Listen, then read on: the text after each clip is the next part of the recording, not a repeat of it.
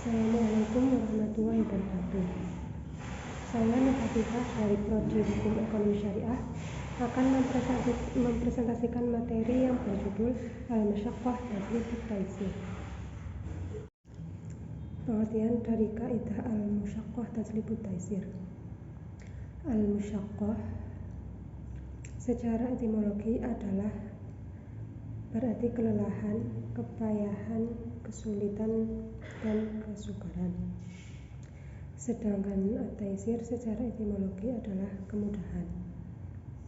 Secara terminologi, al-masyaqqah adalah kesukaran yang dihasilkan dari mengerjakan sesuatu perbuatan di luar kebiasaan.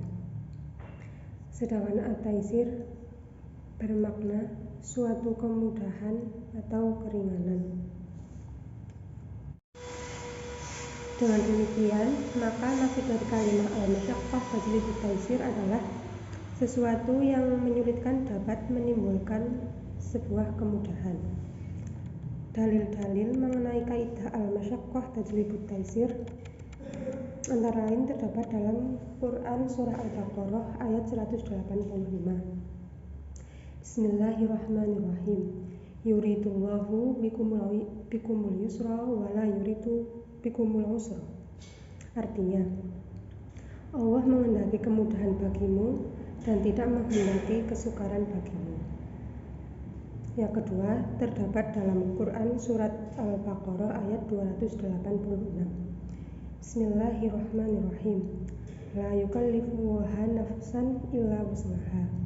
Artinya, Allah tidak membebani seseorang melainkan sesuai dengan kesanggupannya. Yang ketiga, dalam Quran surat An-Nisa ayat 28. Bismillahirrahmanirrahim. Yuridullaha ayyukhaffifa ankum wa khuliqal insanu dha'ifa. Artinya, Allah tidak memberikan keringanan kepadamu dan manusia dijadikan bersifat lemah.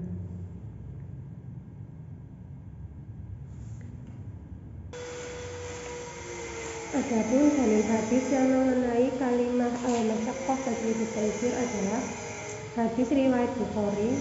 Bismillahirrahmanirrahim.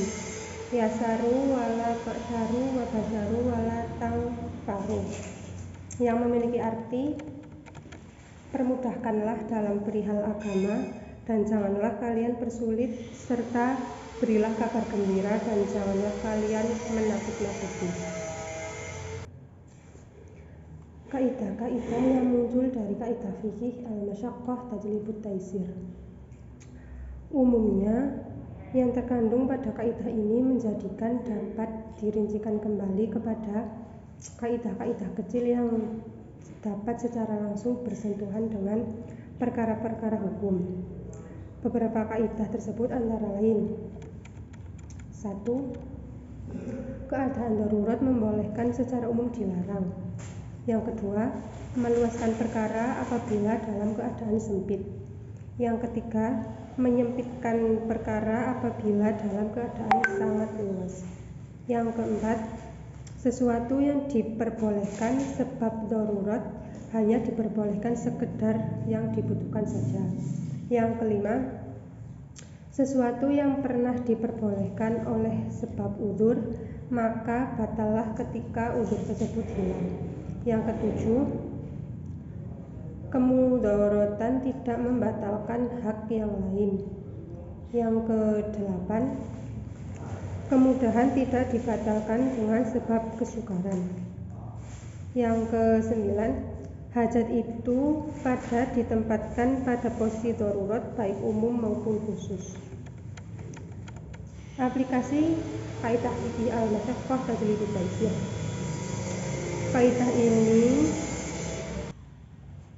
Aplikasi kaidah fikih al-masyaqqah tajlibut taysir.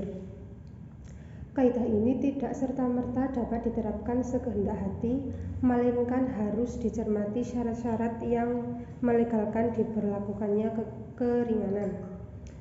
Az-Zuhaili menuturkan, masyaqqah yang diperbolehkan diberikan kemudahan antara lain: pertama, tidak bertentangan dengan nas.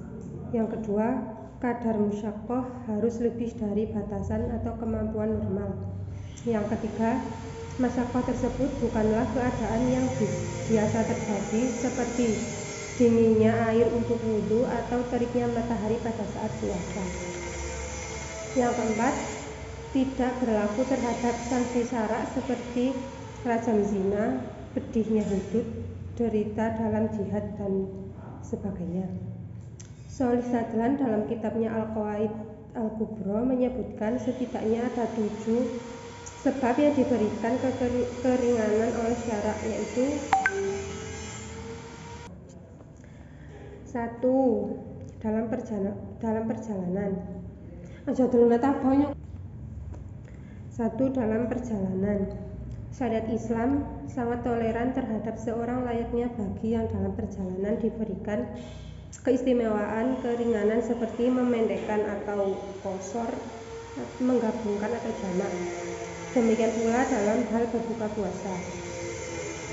Sebelum waktunya ketika dirasa mendatangkan kecederaan atau mudarat yang besar ketika meneruskannya selama perjalanan, namun harus menggantinya atau qodok puasa tersebut pada hari-hari berikutnya setelah bulan Ramadan. Yang kedua, dalam keadaan sakit.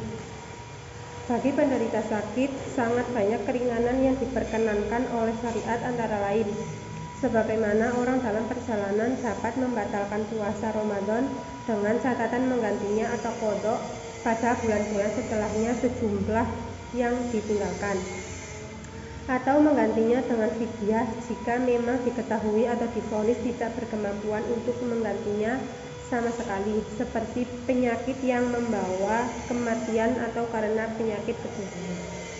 Yang ketiga, dalam keadaan terancam atau terpaksa.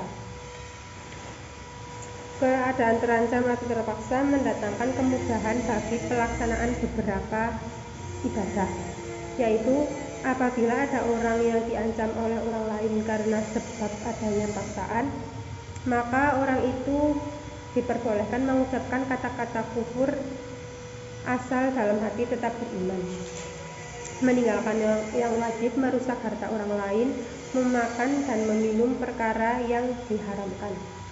Yang keempat, lupa atau lalai.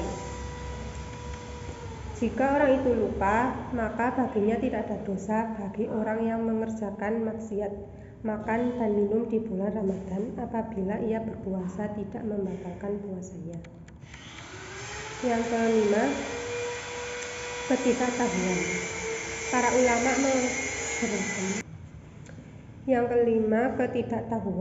Para ulama mengelompokkan jenis ketidaktahuan ini kepada 2 kelompok, yaitu ketidaktahuan sebab kekafiran dan ketidaktahuan akan hukum syariat namun dalam keimanan. Adapun yang termasuk dalam pembahasan ini adalah jenis kedua, yaitu ketidaktahuan akan hukum dianggap dimaafkan dan setelah mengetahui hakikatnya terus bertaubat atau berazam untuk tidak mengulanginya di masa mendatang. Yang keenam, keperitan atau bala bencana. Istilah umum bala dapat diartikan sebagai mara bahaya, musibah atau bencana yang sifatnya luas dan sulit terelakkan baik dalam kondisi ringan maupun berat.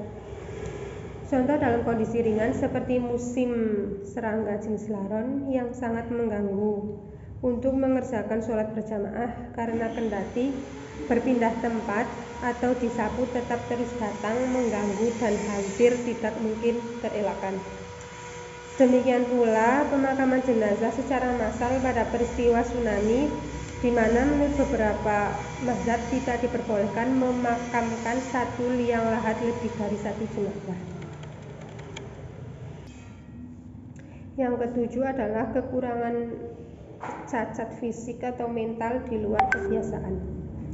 Yang termasuk orang yang kekurangan di sini adalah orang yang tidak adanya pembenaan hukum seperti orang gila dan anak-anak kecil.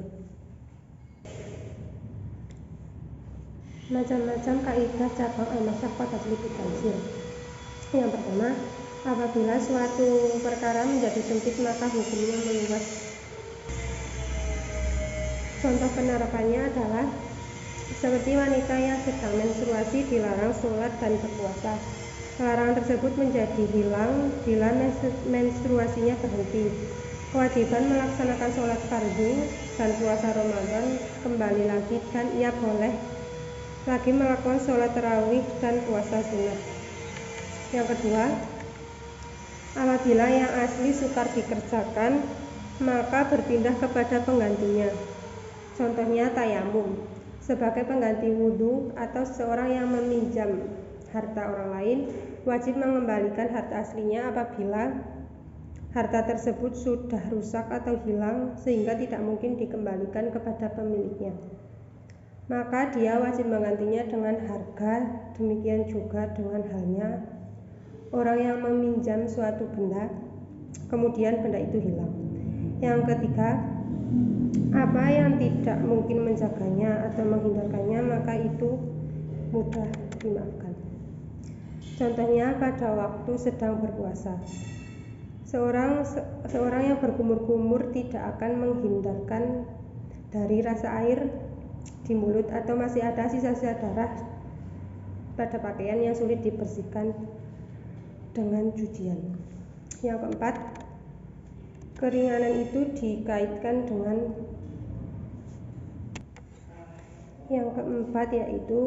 keringanan itu tidak dikaitkan dengan kemaksiatan.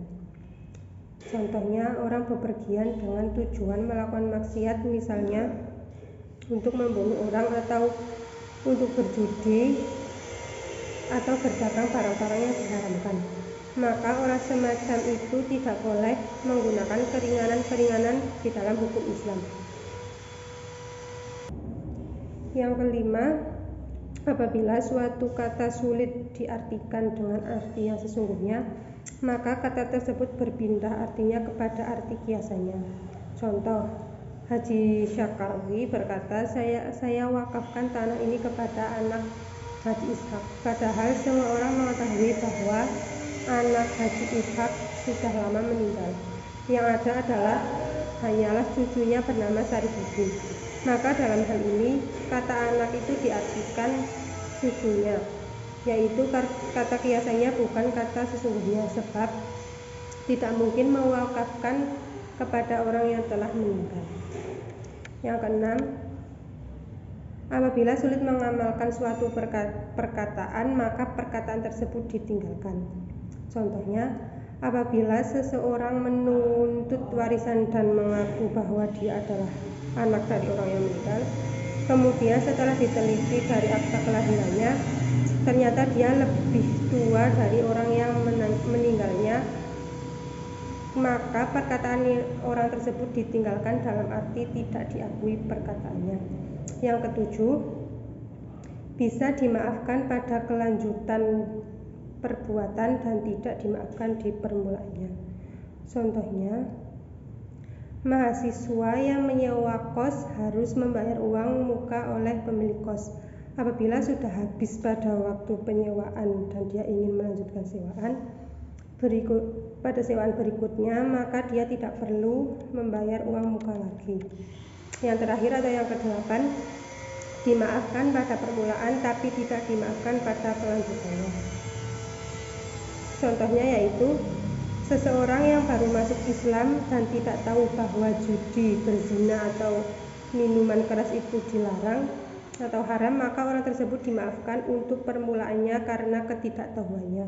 Selanjutnya, setelah dia mengetahui bahwa judi, berzina, meminum minuman keras hukumnya haram, maka ia harus menghentikan perbuatan haram tersebut.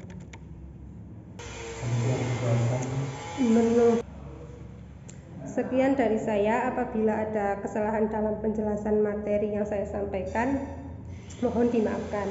Sekian dan terima kasih. Wassalamualaikum warahmatullahi wabarakatuh.